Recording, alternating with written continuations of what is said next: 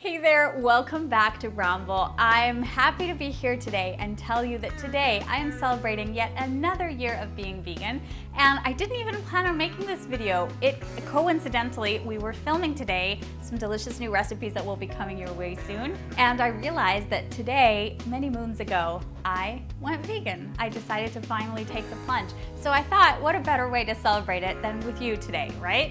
So I just wanted to, first of all, thank you for being there, because one of the things that has helped me stick to veganism and be very happy with this choice that I made was being accountable, right? I immediately after going vegan, I told people that I was trying this out. I thought I was just going to do it for 1 month to see what happened, and 1 month turned into 1 year, which turned into 2 years, which turned into all of the other years that I've been vegan, and it was not as hard as I thought it would be. That was the biggest surprise for me. I thought that going vegan was going to be this really difficult thing, that it was all about willpower, and that has not been the case at all. For me, it was so special to know that with my first blog and then with Brownble.com, there were people that were kind of there as a support system. Even though it sounds like I'm supporting you, you're also supporting me. I was the only vegan that I knew. I was the only one in my group of friends that even knew what that word even meant. So it can be a little bit challenging to kind of navigate the social waters of being vegan. The food for me was the easiest part because that was fun. That was getting back into the kitchen, which I loved, and experimenting with new foods. And this was the other thing that really helped me so much in my journey. So this is another great little step that I always recommend people take. Go back into the kitchen, buy some delicious cookbooks, watch some videos on YouTube, and just kind of get familiar with a new way of cooking dishes. This doesn't have to be overwhelming. If you look at all of this through the lens of kind of abundance and seeing all of the new options that you can cook with, things are going to be so much more fun, so much easier. It's not going to be about the lack of things or the things you can't eat anymore or you've decided not to eat anymore. It's going to be about all the new things you're eating and maybe things you weren't even eating before. So going back into the kitchen, feeling accountable, putting a nice support system into place, all of these things really helped me on my journey, and I wanted to share them with you today. Now, of course, I also wrote a really comprehensive post and also podcast episode. If you haven't heard of our podcast, we have an amazing weekly podcast. It's called the Brownble Podcast, so you can search for that on iTunes or Stitcher or on your little podcast app on your phone.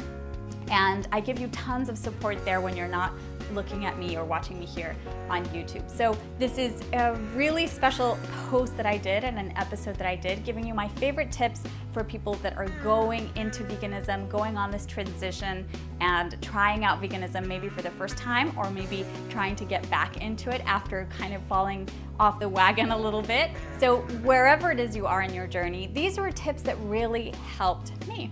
So you can go check that out. I'm linking to the post below, and don't forget to check out our podcast. If you just search for Brownble on your podcast app, you're gonna find it and you're gonna see it there. It's called Tips for New Vegans. So I really hope you watch that. If you've been kind of struggling a little bit, if you need a little bit of support, support is so essential when we make this transition. And for me, that didn't come in the shape of having lots of people around me or going to, I don't know, a place where vegan people were meeting up. Although those are definitely things that will absolutely help, but I didn't have that. For me, that came in the form of doing so much research, reading lots of books and going on blogs and seeing what people were commenting and what people were struggling with, because I noticed that everybody was going through the same things that I was going through. It made me feel less alone going into this transition. And then, you know, things just start becoming easier as soon as you find your sea legs and you start practicing all of these new cooking techniques, and not that they're different from the way you cook now, but you know, including new ingredients and just cooking in a different way perhaps.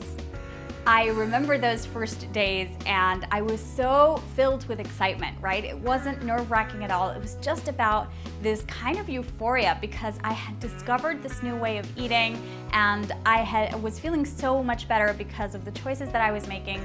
I felt that they were much more in tune with what I believe in after reading and seeing all of the horrible stuff that happens to animals on a daily basis because of our, use of them for food. So I was feeling so inspired. And I want you, if you're going through this, to use that inspiration and that beautiful boost to kind of go even further and to just dive in deeply. Find all of those cookbooks, find support, find beautiful blogs that you love. There are so many out there these days, and really go into this head on with an open heart. Do it with joy, because that's what happened to me. And it's been many years since then, and look at where I am now. Now I'm teaching you how to do all of this, and I'm teaching you delicious recipes and how to make this transition the easiest it can be. So it's crazy to think of those first few years, and it's even crazier to think of our first few months of Brownble. Although I had already been vegan for several years before we decided to create Brownble, I had been blogging in a different blog before then, but it was the first time I was ever on camera. When I look at those videos now, we just laugh hysterically, and I just want to put my head down like that, because for some strange reason we still aren't sure of, I was speaking so slowly. I think it was just a lack of confidence in front of the camera. I don't know what it was, but now things are so different, right? And it's so much fun, and it's so much more spontaneous. I think I was trying to be really perfect and explain everything perfectly, and it's so much more fun when you get to be yourself. And the same thing happens with veganism, right? You start a little bit stiff, you don't want to make any mistakes, but with time, you're just yourself, and you're just yourself with the same things you used to love, the same people you used to love, and the same traditions you used to love. You're only eating plants. That's it. That's the only change. Everything else, when you are yourself, you can arm yourself with confidence and go on this journey and have it be so special and have it last, which is my wish for you, of course. Now, before I go today, I wanted to thank you for spending my little kind of vegan birthday with you this year. And I want to thank you for watching, for being there, for all of your comments, and for all of your support. It really makes this so much more fun, right? To have people on the other side kind of doing the recipes and showing me your pictures, and it's so much fun to see that, and I can't thank you enough. It makes me so happy. And of course, I'll see you again really soon with more, but check out that post if you're going through this transition. If you're thinking about going vegan, I have 2 amazing steps that I think everyone should take before taking the plunge, and 10 amazing tips that will help you once you do. So check that out. I'm linking to it below, and check it out in its podcast version if you prefer to listen when you're going to work or cleaning the house or going for a run. So I will see you again really soon, and I hope you enjoy that. Thank you so much, and happy vegan birthday to me and to you if yours is coming up.